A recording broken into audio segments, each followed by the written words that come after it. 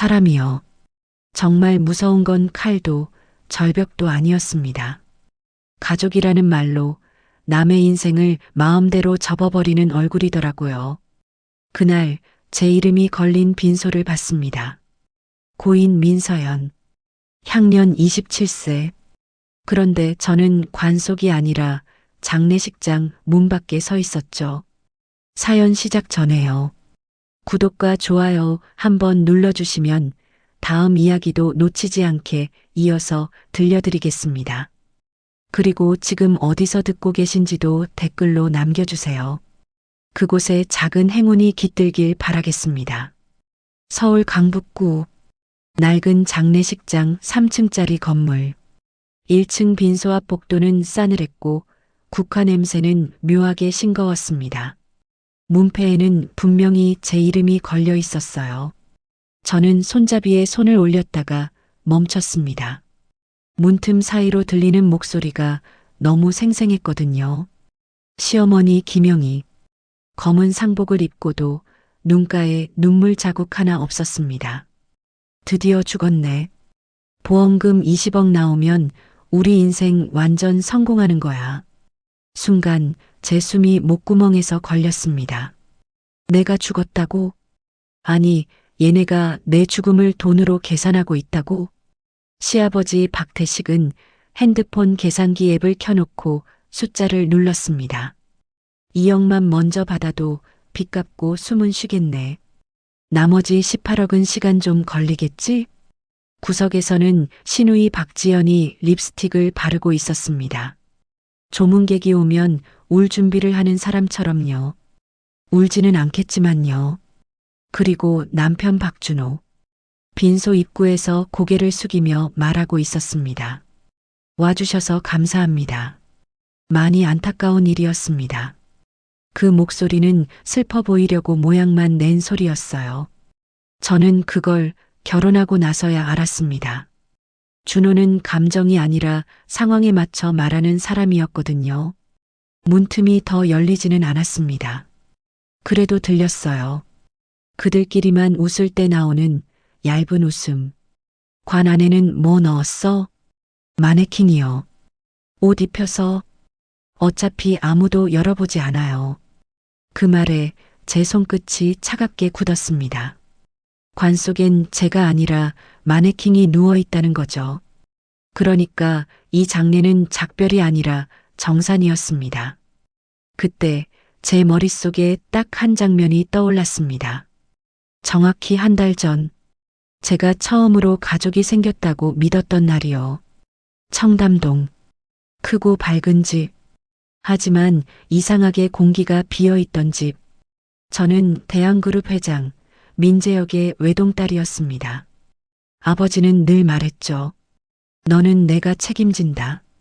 대신 내 방식대로. 그 말이 싫어서 저는 도망쳤습니다.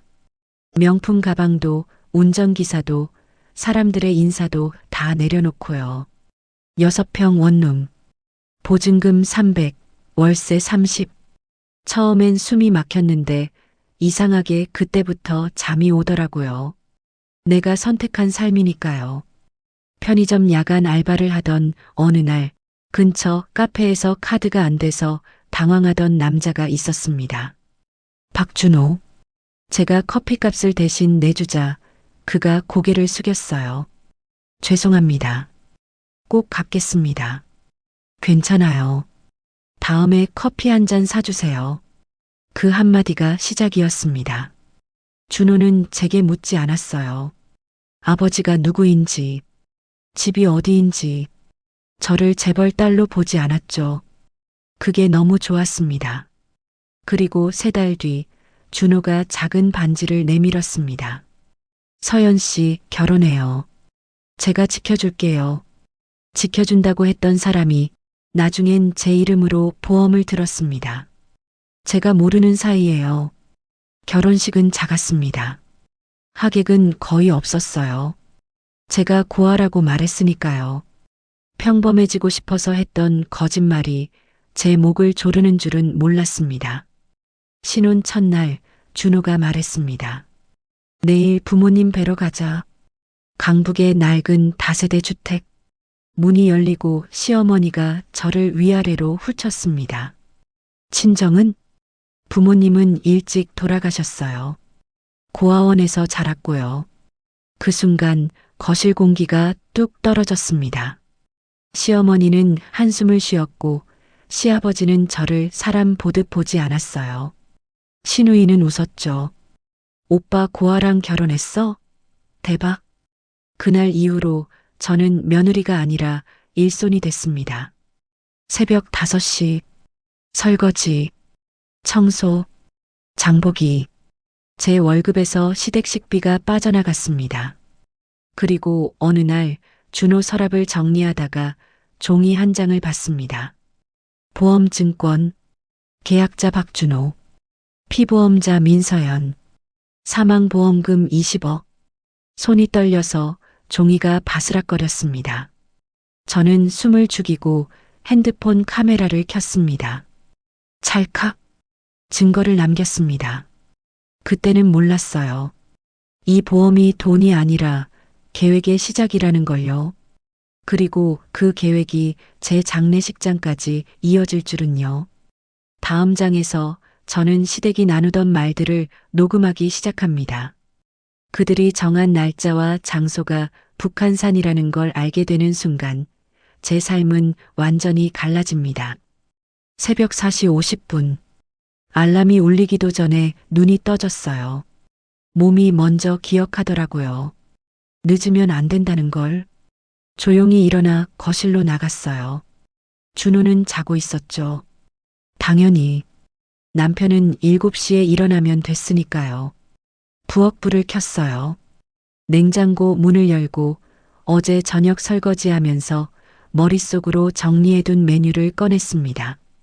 시어머니가 좋아하는 건 된장찌개, 시아버지는 생선구이, 시누이는 뭐든 트집 잡을 거니까 그냥 깔끔하게 만들면 됐어요. 처음엔 신기했어요. 내가 누군가의 아침을 차린다. 가족이 생긴 기분이었죠. 아버지랑 단둘이 살 때는 항상 조용했거든요. 밥상도 넓고 말도 없고. 근데 여기는 달랐어요. 사람 소리가 있고 부산하고 뭔가 살아있는 느낌이었죠. 그게 좋았어요. 처음엔 6시 밥이 뜸들 때쯤 시어머니가 일어났어요. 일찍 일어났네. 인사인지 확인인지 모를 말투였어요. 저는 웃으며 대답했죠. 네, 어머님. 아침 거의 다 됐어요. 시어머니는 식탁에 앉아서 제가 차린 반찬들을 하나씩 봤어요. 그리고 한숨을 쉬었습니다. 김치는 왜 이렇게 담았어? 너무 짜. 생선은 비린내 나는데? 제대로 씻었어? 저는 아무 말도 못했어요. 어제 김치 담글 때 시어머니가 직접 옆에서 보셨거든요. 생선도 3번이나 씻었고요. 죄송해요. 다음엔 더 잘할게요. 매일 아침이 그랬어요. 뭘 해도 부족했고, 뭘 차려도 틀렸고, 뭘 말해도 건방졌어요. 그래도 견뎠어요. 가족이 되려면 시간이 필요하겠지. 그렇게 생각했으니까요. 아침 먹고 나면 설거지, 설거지 끝나면 청소, 청소 끝나면 빨래. 제가 회사 가는 시간은 9시였어요. 시댁에서 회사까지 지하철로 1시간 반.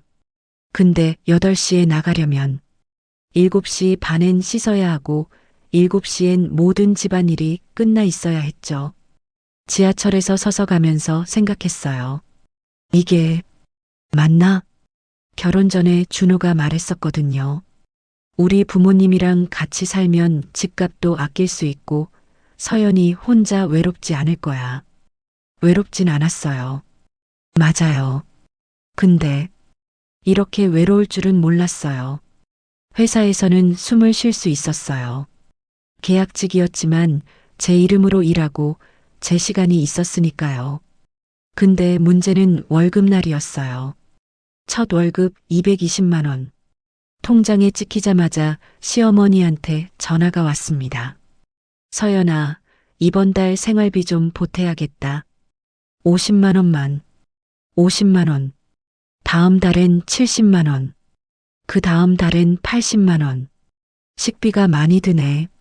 내가 먹는 것도 있고, 전기세, 수도세도 올랐어. 신우이 학원비 좀 보태줄 수 있지? 어느새 제 월급에서 제 돈은 30만 원밖에 안 남았어요. 원룸 월세 30만 원이랑 똑같은 금액이었죠. 아이러니하죠? 혼자 살 때랑 똑같이 30만 원이 남는데 혼자 살 땐 그게 내 전부였고 지금은 그게 남은 찌꺼기였어요. 저녁 9시. 퇴근하고 집에 오면 저녁상은 다 치워져 있었어요. 제 밥은 싱크대 구석에 랩 씌운 공기밥 하나. 늦게 오면 차가워. 전자레인지에 데워 먹어. 시어머니는 거실에서 TV를 보고 계셨고, 시아버지는 술 드시고 계셨고, 시누이는 방에서 친구들이랑 수다를 떨고, 준호는 그냥 핸드폰만 봤어요. 저는 혼자 부엌에서 차가운 밥을 데워 먹었어요. 김치 하나 올려서 그때 알았어요. 이 집에서 제 자리는 식구가 아니라 남이라는 걸. 한 달이 지나고 2달이 지났어요. 어느 날 밤 준호 방을 정리하다가요. 책상 서랍에서 종이 한 장을 발견했습니다. 보험증권, KB생명보험, 계약자 박준호, 피보험자 민서연, 사망보험금 20억. 손이 떨렸어요. 20억. 제 이름으로 제가 모르는 서랍을 더 뒤졌어요. 하나가 아니었어요. 3개. 다른 회사 같은 금액. 전부 합치면 60억? 제 이름으로 60억짜리 사망보험이 들어있는데 저는 아무것도 몰랐어요. 계약서에 사인한 적도 없고 보험료 낸 적도 없고 존재조차 몰랐어요. 저는 떨리는 손으로 핸드폰을 꺼냈어요. 사진을 찍었습니다. 1장, 2장, 3장.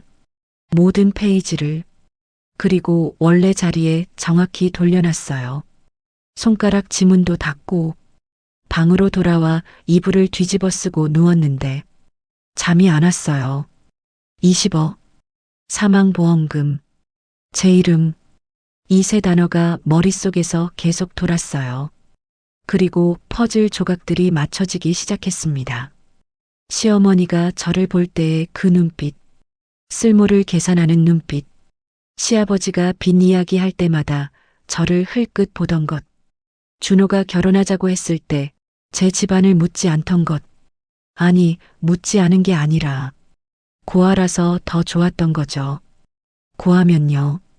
찾는 사람이 없거든요. 죽어도.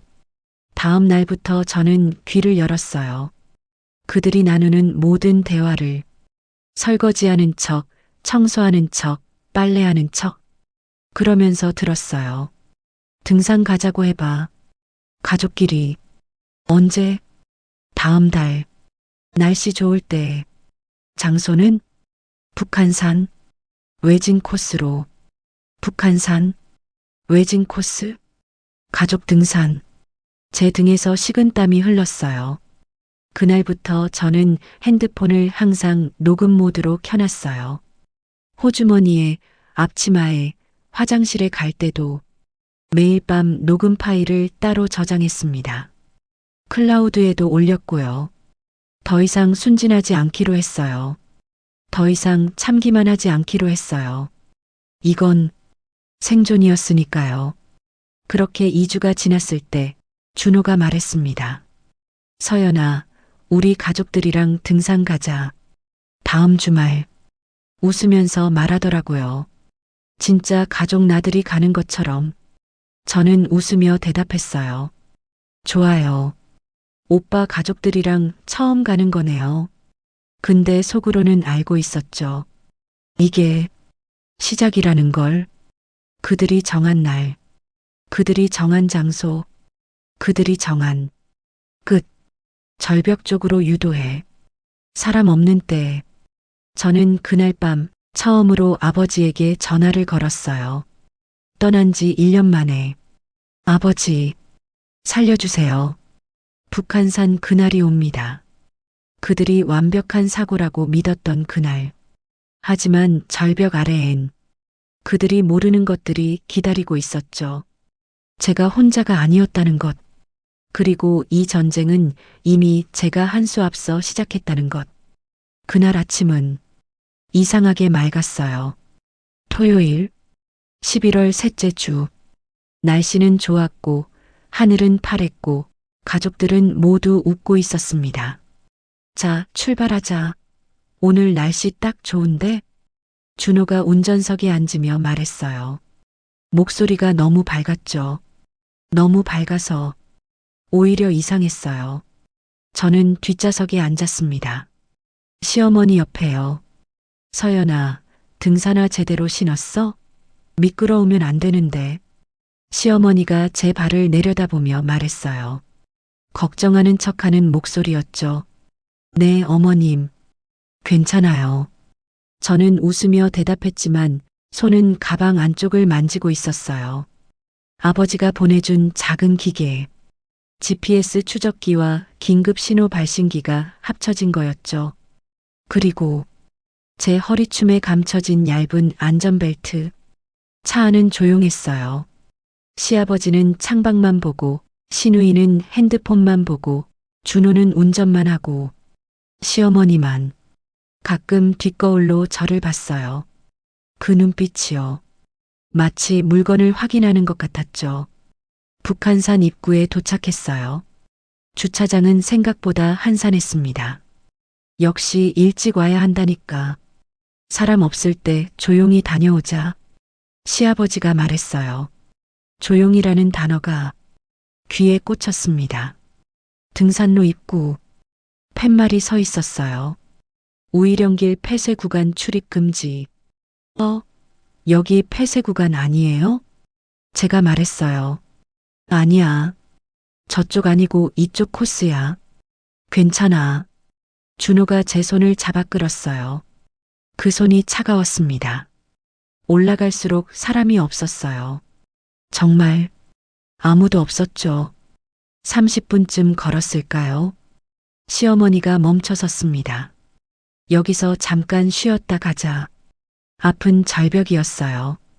난간도 없고 표지판도 없는 그냥 끝이었죠. 와, 여기 경치 좋다. 서연아, 사진 찍어줄까? 시누이가 핸드폰을 꺼냈어요. 근데 각도가 이상했어요. 저를 찍는 게 아니라 뒤쪽 풍경만 찍고 있었죠. 그때 알았어요. 아, 이제구나. 서연아, 저기 좀 봐. 저 바위 있잖아. 시어머니가 절벽 쪽을 가리켰어요. 저기 가서 사진 찍으면 예쁘겠다. 저는 움직였어요. 그들이 원하는 대로. 절벽 가장자리. 발끝에서 아래를 보니까 끝이 안 보였어요. 좀 더 뒤로. 그래야 배경이 다 나와. 시누이가 말했어요. 저는 한 발 더 물러섰습니다. 등 뒤로 허공이 느껴졌죠. 그 순간 시어머니가 다가왔어요. 웃으면서 서연아, 네, 고생 많았어.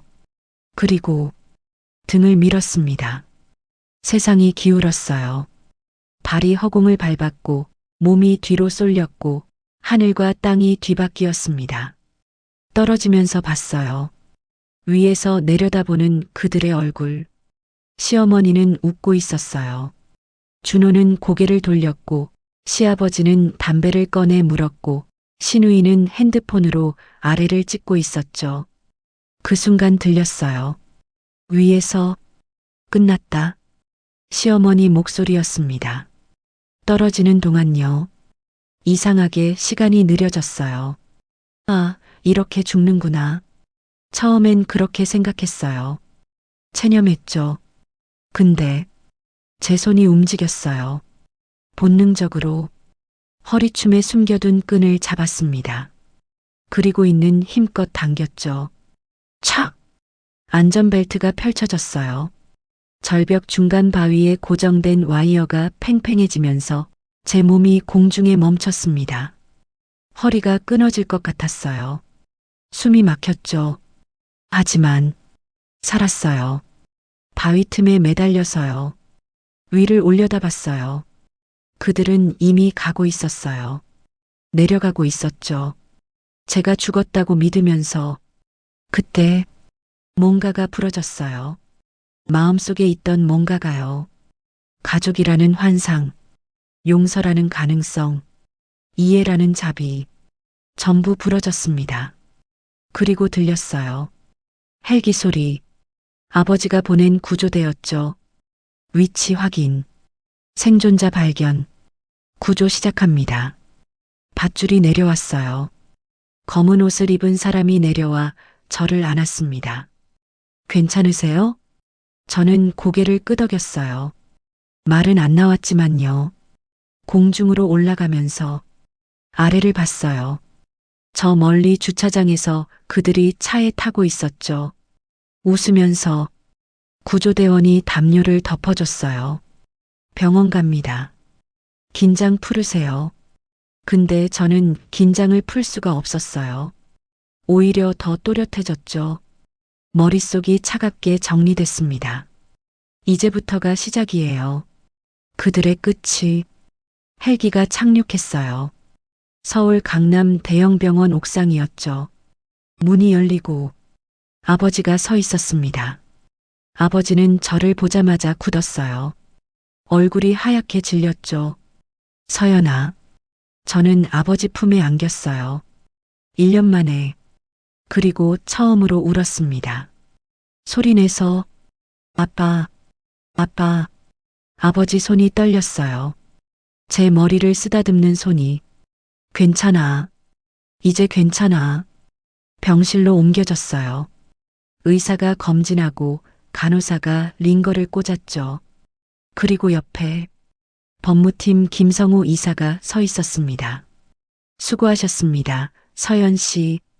냉정한 목소리였어요. 근데 그 냉정함이 오히려 믿음직스러웠죠. 예상대로 진행됐습니다.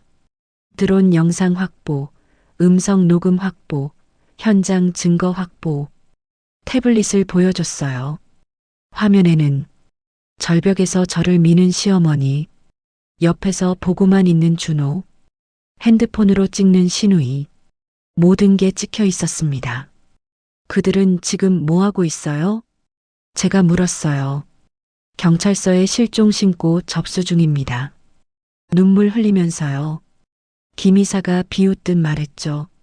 보험사 세 곳에도 연락 들어갔고요. 선지금 요청했습니다. 얼마나 기다려야 해요?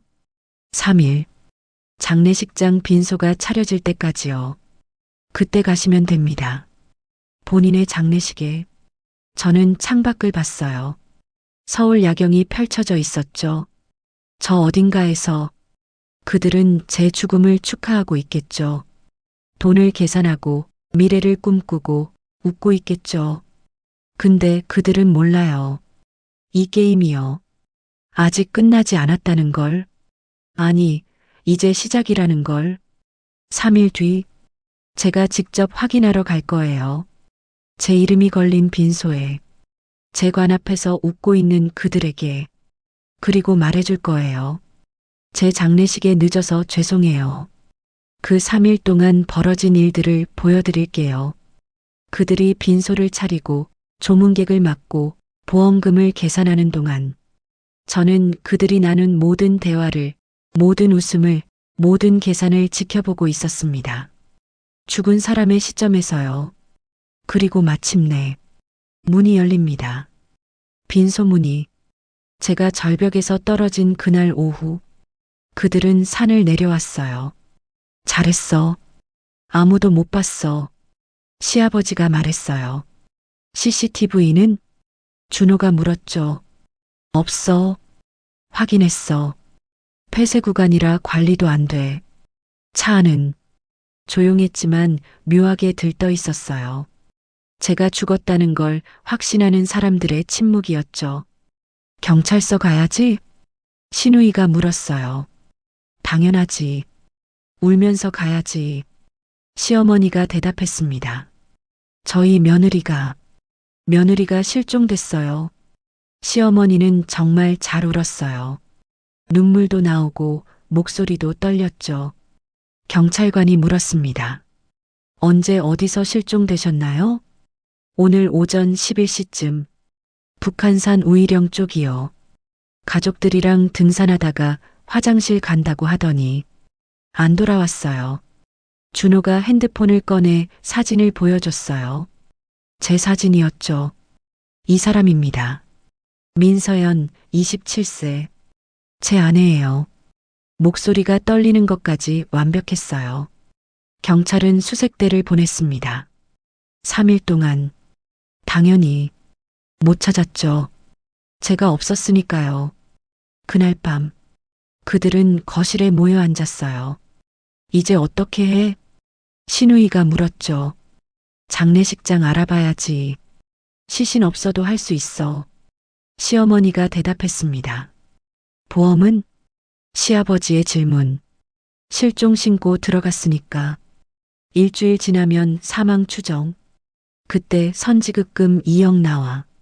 준호가 계산기를 두드리며 말했어요. 2억으로 일단 빚부터 갚고 나머지 18억은 시신 나와야 되는데 안 나오면 어떡해? 1년 지나면 실종 선고로 사망 인정돼. 그때 다 나와. 그들은 웃고 있었어요. 제 죽음 위에서 저는 그 대화를 듣고 있었어요. 실시간으로 김성우 이사가 설치한 도청 장치였죠. 시댁 거실, 준호 차 안, 시어머니 핸드폰까지 모든 대화가 녹음되고 있었습니다. 다 기록되고 있어요. 김 이사가 말했어요. 좋아요. 더 기다려봐요. 더 많이 말하게. 저는 차갑게 대답했죠. 이틀째 되는 날, 보험사에서 연락이 왔어요.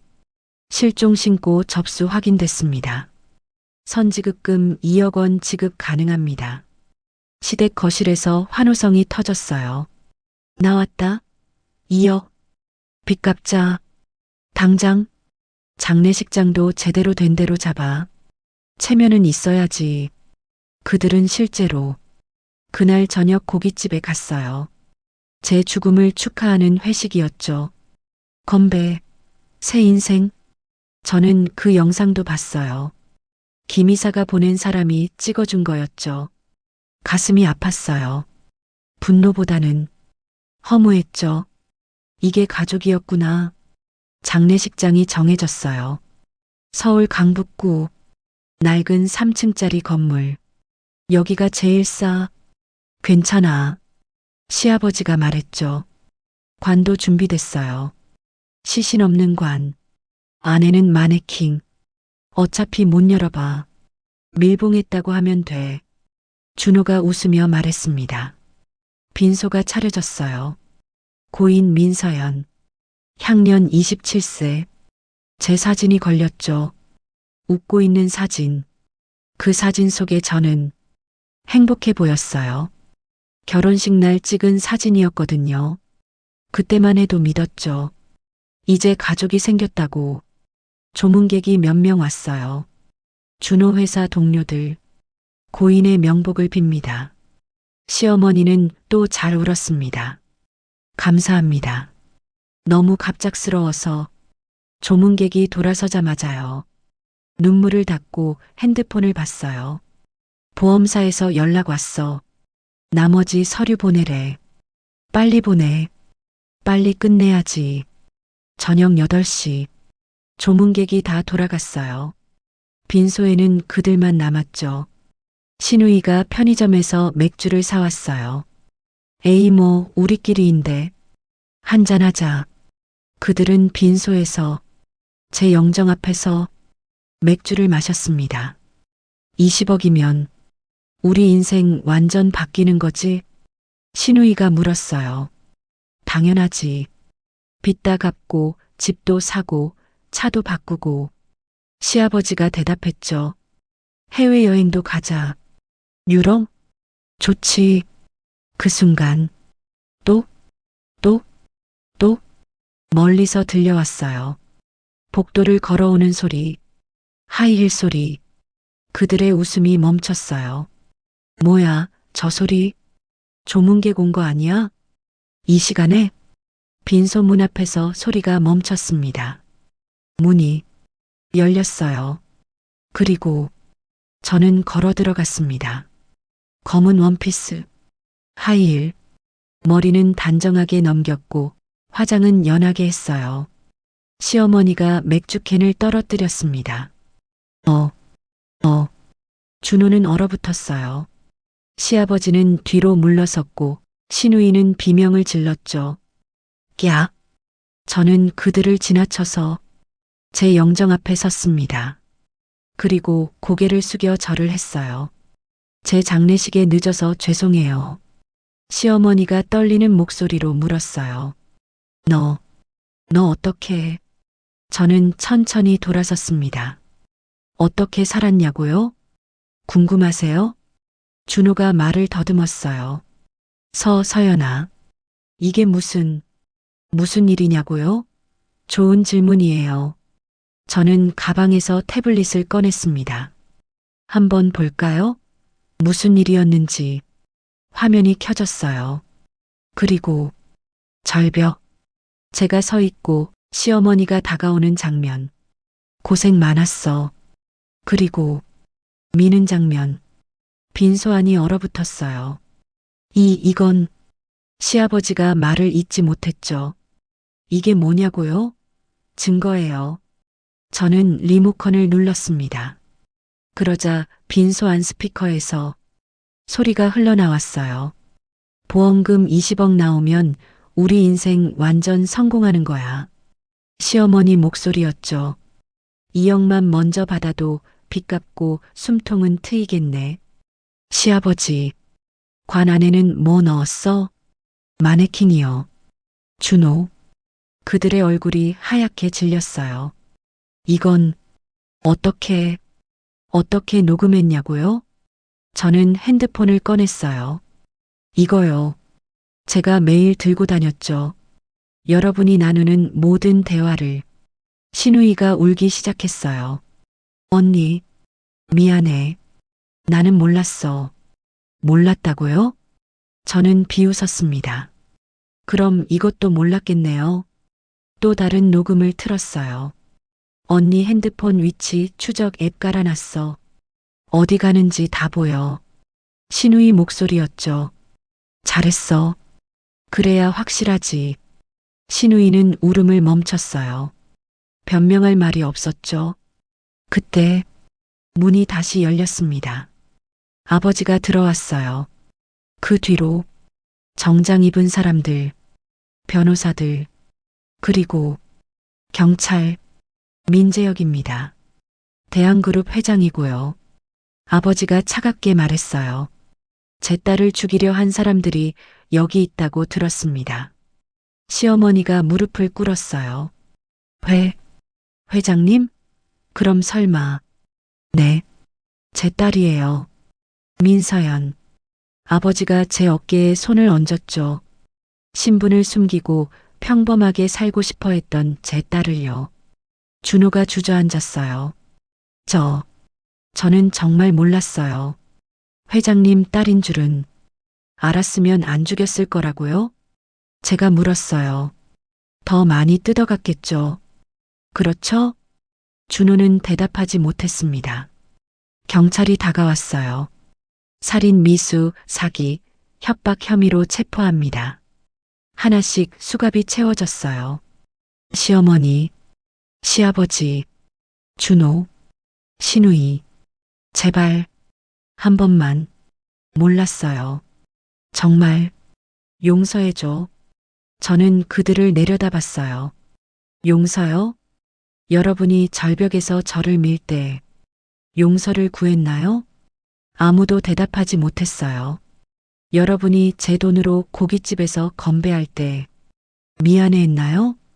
여러분이 제 빈소에서 맥주 마실 때 양심이 있었나요? 시어머니가 고개를 떨궜습니다.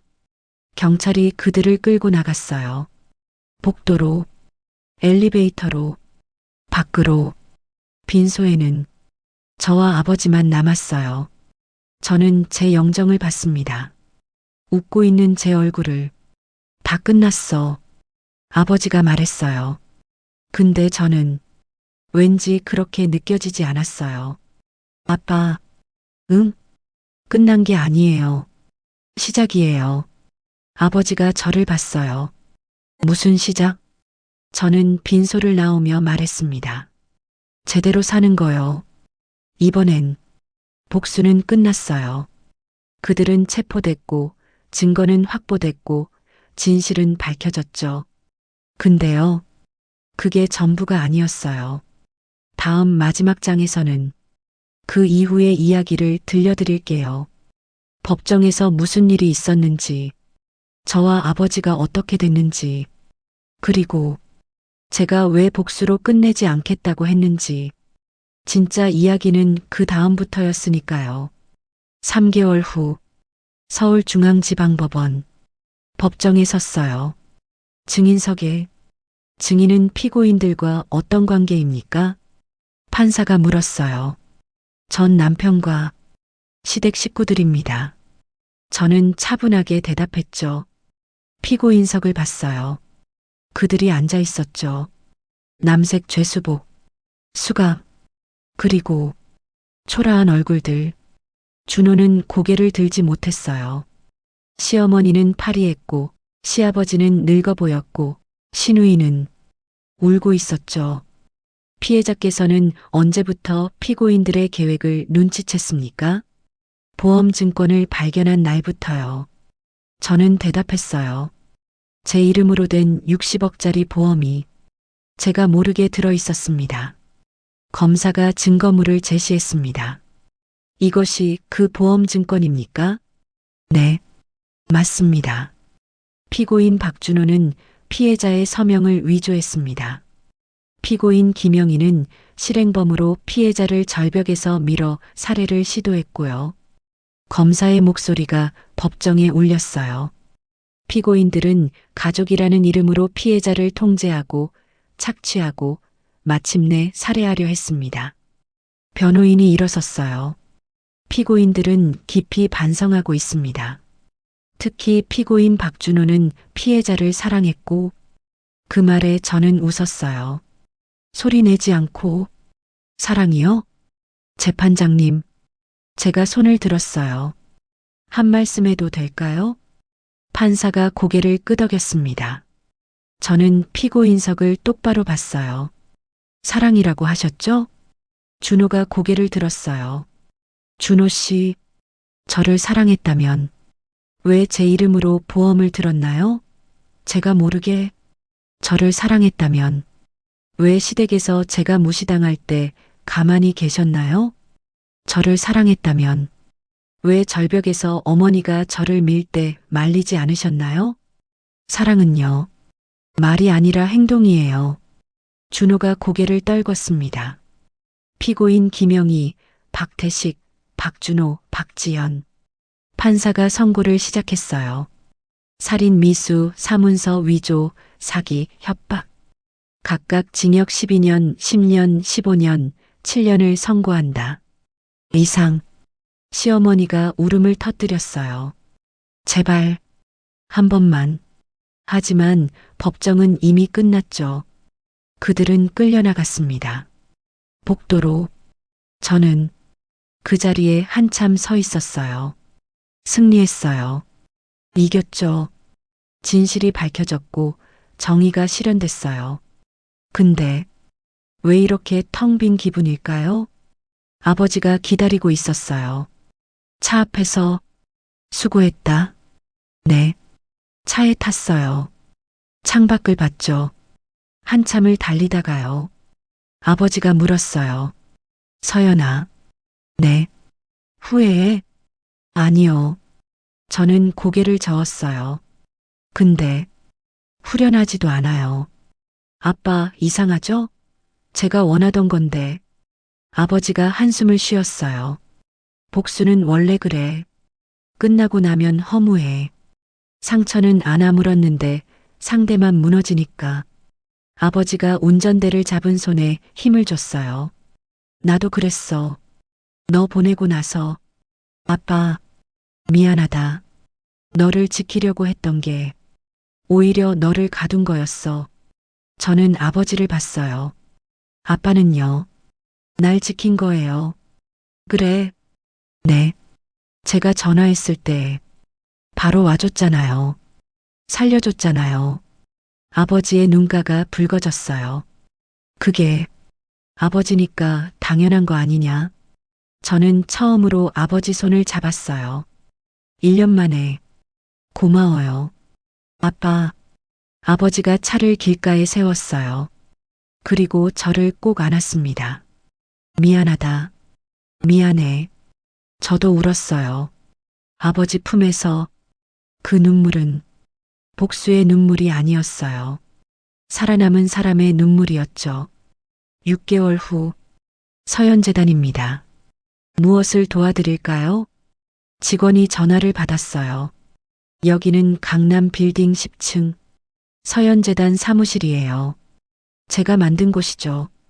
저는 상담실 문을 열었어요. 안에는 여성 한 분이 앉아 계셨어요. 30대 초반, 눈가에 멍, 손목에 상처. 안녕하세요. 민서연입니다. 그분이 고개를 들었어요. 저 뉴스에서 봤어요. 시댁한테 당했던. 네, 저예요. 그래서 믿고 왔어요. 그분이 떨리는 목소리로 말했어요. 저도요. 남편이, 시댁이 말을 잇지 못하고 울었어요. 저는 그분 손을 잡았습니다. 괜찮아요. 천천히 말씀하세요. 그리고요. 저는 조용히 말했어요. 혼자가 아니에요. 이제 그날 이후로요. 비슷한 분들이 많이 오셨어요. 시댁의 폭력, 배우자의 착취, 가족이라는 이름의 학대. 모두 다른 얼굴, 같은 상처였죠. 재단에서는 법률 지원을 해드렸어요. 심리 상담도 하고요. 필요하면 쉼터도 연결해 드렸죠. 아버지가 자금을 댔어요. 김성우 이사가 법률팀을 만들었고요. 이번 달 상담 건수 127건입니다. 긴급 지원 케이스는 8건이고요. 직원들이 보고했어요. 저는 숫자를 보면서 생각했어요. 127명. 127명의 서연이 있는 거예요. 이 도시에만. 하루를 마치고 사무실을 나왔어요. 엘리베이터를 타고 내려가는데요. 문자가 왔어요. 대표님, 오늘 상담받았던 김지은입니다. 정말 감사했어요. 처음으로 제 이야기를 믿어주는 사람을 만났어요. 용기 내볼게요. 저는 웃었어요. 진짜로. 밖으로 나가니 석양이 지고 있었어요. 하늘은 주황빛이었죠. 끝났다고 생각했던 게요. 사실은 시작이었어요. 복수로 끝냈으면요. 전 그냥 거기서 멈췄을 거예요. 근데 이제는 달라요. 누군가를 밀어 떨어뜨리는 게 아니라 떨어지는 사람을 잡아주는 삶. 복수가 아니라 회복. 증오가 아니라 치유. 그게 제가 선택한 거예요. 카페에 들어갔어요. 아버지가 먼저 와 계셨죠. 늦었네. 죄송해요. 상담이 길어졌어요. 우리는 이제 일주일에 한 번씩 만나요. 밥 먹고 커피 마시고 그냥 얘기해요. 예전처럼 큰 집이 아니라 작은 카페에서요. 힘들진 않아? 아버지가 물었어요. 힘들죠. 저는 솔직하게 대답했어요. 매일 상처받은 사람들을 만나니까요. 근데요. 그분들이 나아지는 걸 보면 저도 나아지는 것 같아요. 아버지가 웃었어요. 조용하게. 많이 컸구나. 아빠? 아니, 진짜로. 너 많이 컸어. 아빠도요. 제가 말했어요. 이렇게 작은 카페에 오시잖아요. 예전엔 상상도 못했을 텐데. 아버지가 창밖을 봤어요. 사람은 변하더라.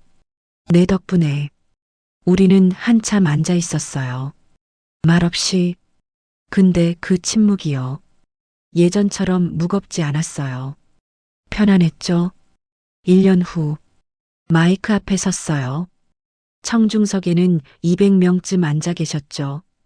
다들 저를 보고 있었어요. 안녕하세요. 민서연입니다. 제 이야기를 하려고 합니다. 처음이자 마지막으로 저는 가족에게 죽을 뻔했습니다. 다들 숨을 죽였어요. 절벽에서 밀려 떨어졌고 제 장례식이 치러졌고 제 죽음으로 20억을 계산하는 사람들을 봤어요. 처음엔 복수만 생각했습니다. 그들을 벌받게 하고 무너뜨리고 끝내려고 했어요. 근데 복수는요, 끝이 아니더라고요. 객석 어딘가에서 흐느끼는 소리가 들렸어요. 상처는 남았고 두려움도 남았고 밤에 잠도 안 왔어요. 그래서 깨달았습니다. 복수로 끝낼 수 없다는 걸요. 누군가를 무너뜨리는 것보다 누군가를 일으켜 세우는 게 더 중요하다는 걸.